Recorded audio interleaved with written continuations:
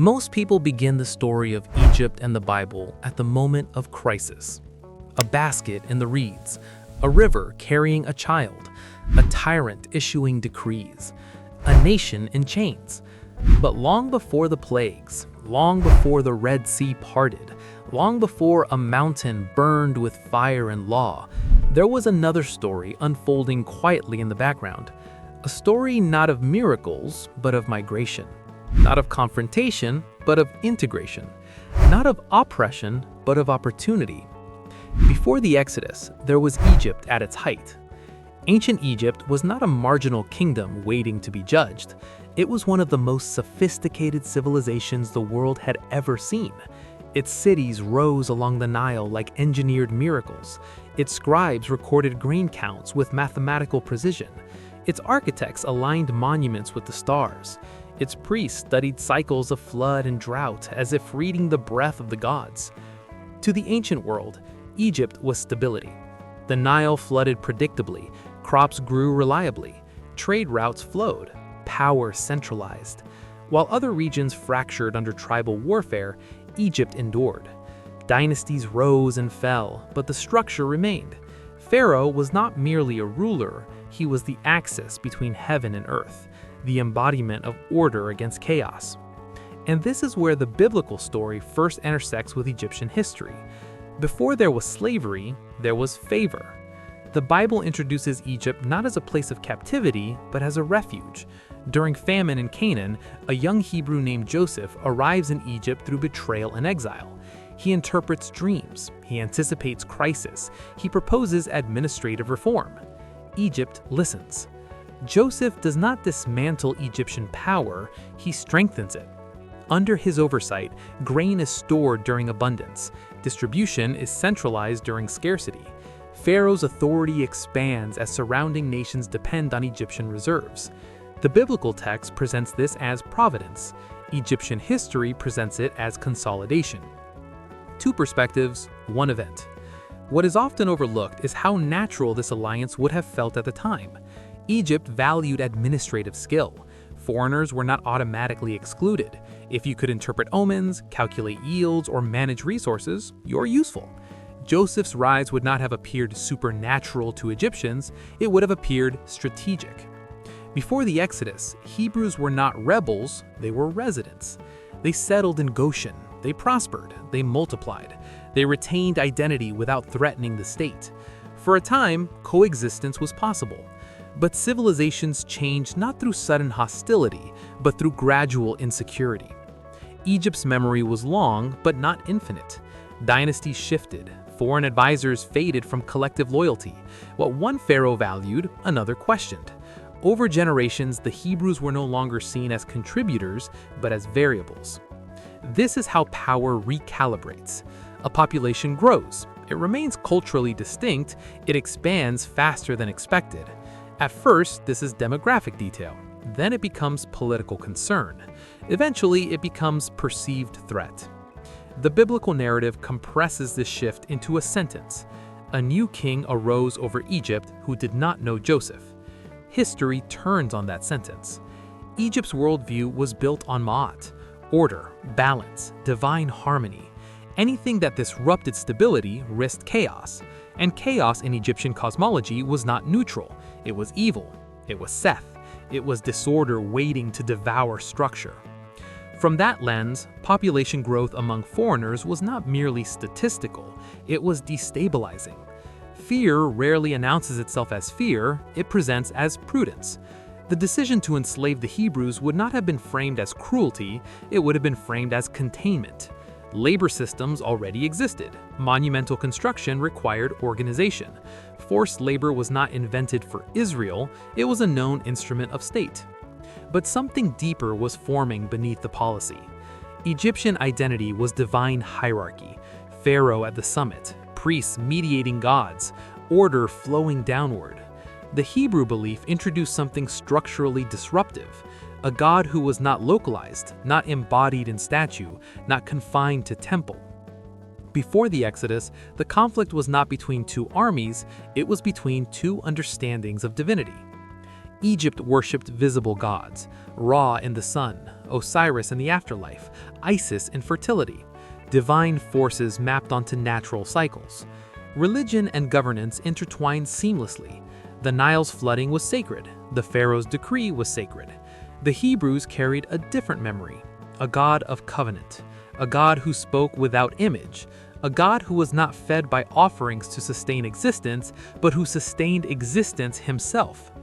At first, these frameworks coexisted, but as Hebrew numbers increased, theological difference became political tension. Oppression did not begin because Egyptians suddenly hated Hebrews. It began because power does not tolerate parallel allegiance. Slavery is rarely justified by malice alone. It's justified by narrative.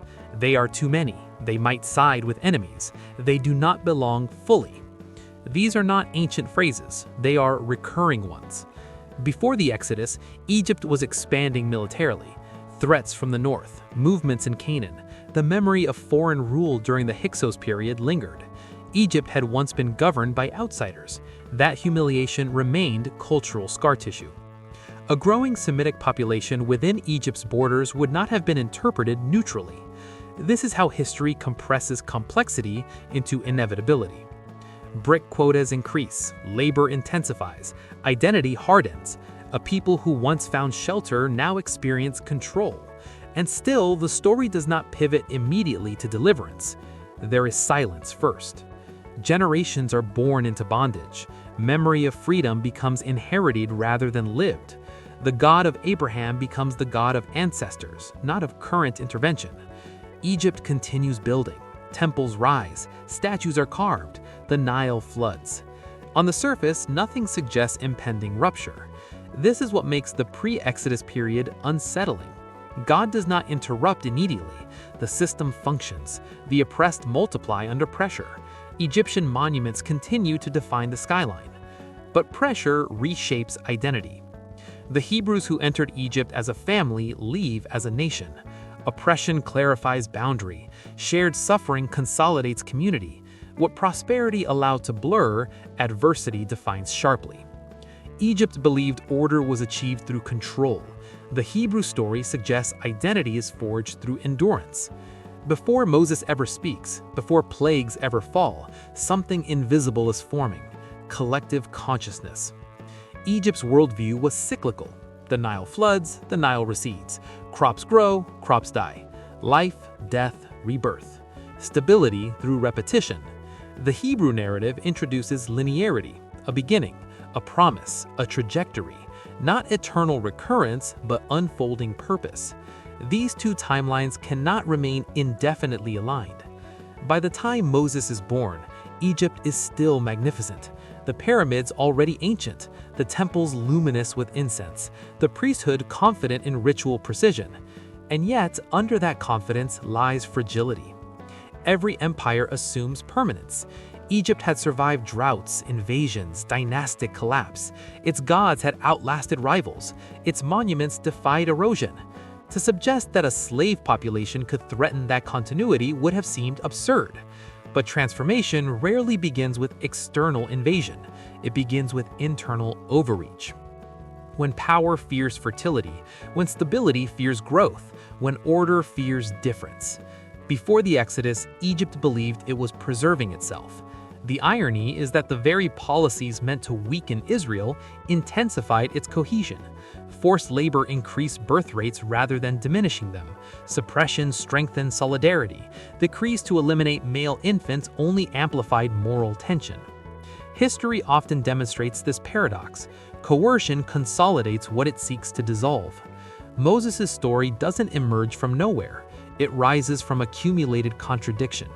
An empire that worships life after death orders death in infancy. A civilization obsessed with cosmic balance disrupts moral balance. A pharaoh claiming divine status fears an infant. These are cracks before catastrophe.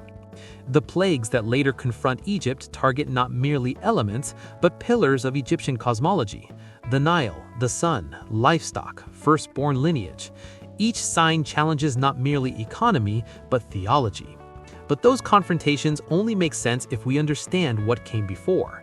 Before the Exodus, Egypt was not cartoon villainy. It was complexity. It was brilliance mixed with blindness. It was order without humility. It was prosperity without introspection. The Bible does not deny Egypt's greatness. It places it in tension with divine sovereignty. And the Hebrews were not yet heroes. They were laborers learning memory. They were families transmitting promise quietly across generations. They were people asking whether the God of ancestors still hears. Before liberation, there is ambiguity. No pillar of fire, no parted waters, only bricks and whispered stories. And this is perhaps the most uncomfortable layer of the narrative. God does not prevent the rise of Egypt. He does not prevent Joseph's brothers from selling him. He does not prevent enslavement. He does not interrupt immediately. Instead, history unfolds within human systems. Empires rise, fears calcify, policies harden, identities clarify. The exit